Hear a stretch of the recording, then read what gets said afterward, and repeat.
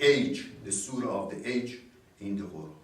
We have the tafsir of Kawthar, the heavenly river, which is another mighty, beautiful verse or chapter in the Quran, and he has written his tafsir on this point.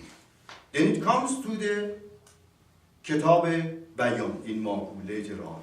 And we see that the Kitab Bayan is Persian. Bayan is really a book of tafsir on the understanding of some of the most fundamental issues in Islam. What is the question of paradise? When the Prophet Muhammad speaks about paradise, are we supposed to take it literally? Are we supposed to have an idea about the internal, deeper layer of this question of paradise? When we have the question of hell, the question of sin, the question of bridge, the question of torture in the hell, and pleasure in the paradise for the faithful who go from after death, they go to paradise. So these are all unclear verses of the Quran that have been left open for ta'wil, and we have the ta'wil of these verses of the Quran in the Kitab al-Bayan. In fact, the Kitab al-Bayan is one of the most fundamental books that the Bab has ever written on the question of these theological Quranic issues of the concept of paradise, the concept of hell, the concept of bridge, the concept of punishment, the concept of justice of God, the question of the balance in which God will weigh your deeds in this material realm to see what have you done and making a decision and so on and so forth. And this has been the source of the Bab's interpretation. When it comes to the writings of Baha'u'llah, we see that the book of certitude definitely is a book of interpretation of the Quranic issues. Again, the question of resurrection has been raised in this book. The question of the day of judgment, the last day. The question of the finality of the prophet. When you look at the book of certitude, you see that all of these issues have been discussed in that book. And it's a book of tafsir or ta'wil of some of the fundamental Quranic verses.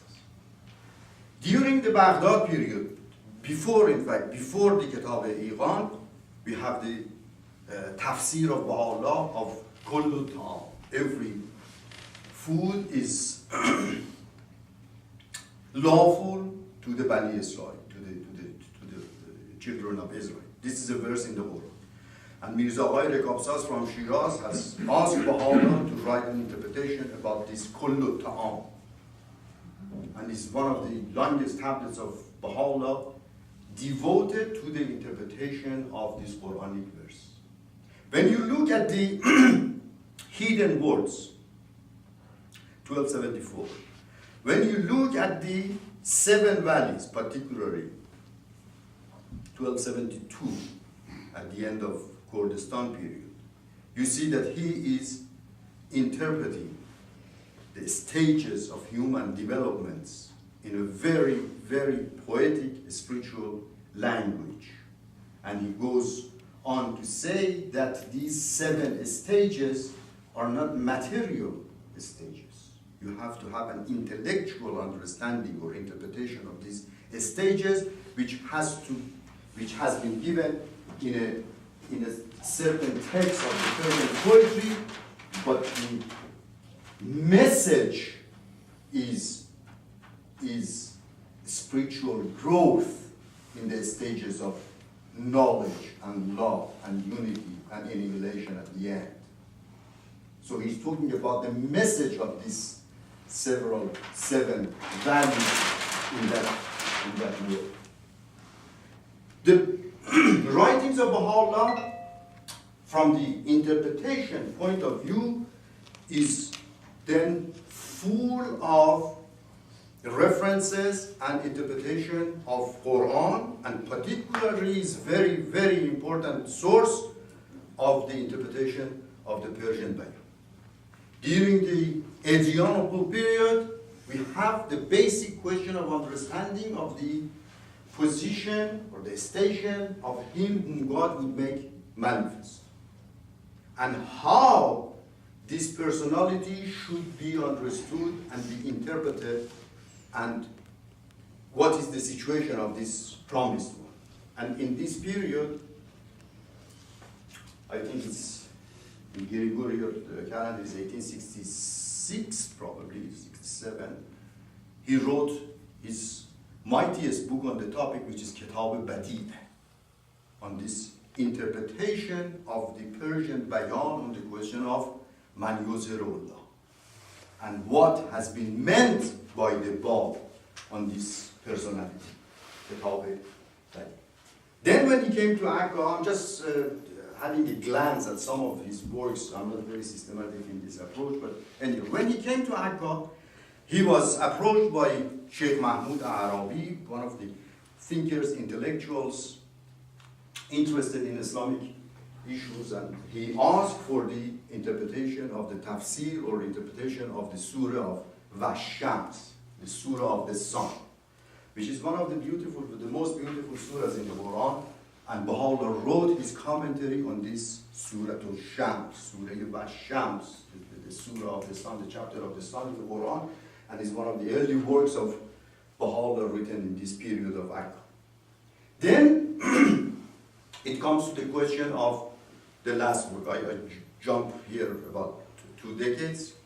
I come to 1891, when he came to Carmel, and it was the upheaval of Najaf Abad and Isfahan, and then he wrote his longest tablet to the son of the wolf in Isfahan, the tablets of Shaykh, or the tablets to the son of the wolf. And when you look at the tablet, you see that Baha'u'llah goes into the interpretation of the Quran.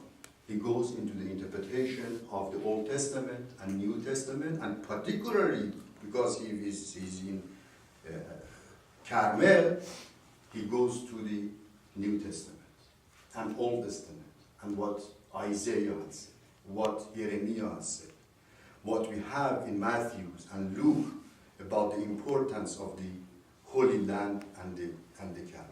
And then it comes in the same trip that he made to Akka, the revelation of the Tablet of Carmel, which is an interpretation, in fact, of the understanding of the Holy Land from the point of view of Baha'u'llah. And he is detaching himself from the traditional understanding of the importance of the Carmel, or the mountain of God, as understood by the Jews and the Christians. Of course, they had more or less the same feeling about the area, because the German colony and Hardake and Hoffman and so on, and they came and they settled and they were waiting, they felt the importance and spiritual significance of the place and so on and so forth. But they were in vain imagination of literal cloud and Jesus riding on the horse and coming down from the cloud and coming to this area. And it was not imaginable for them that somebody by the name Mirza Hossein Nouri, a prisoner of the Ottoman Empire, come to the Kuh Carmel as the promised one of Christian civilization and Jewish prediction. They couldn't imagine that. And they were neighbors. Baha'u'llah was in Elephant House, and Hardek was at the same, more or less the same area, within the same area. He received the tablet of Baha'u'llah to Hardek, and he was the leader of the German colony at that time. Hoffman was in Nazareth, and they had a branch in Jerusalem. They made sure that they were in 3-4 places waiting for the cloud and understanding the return of the Christ in the literal sense. But you see that the interpretation of those predictions and prophecies were fulfilled, in completely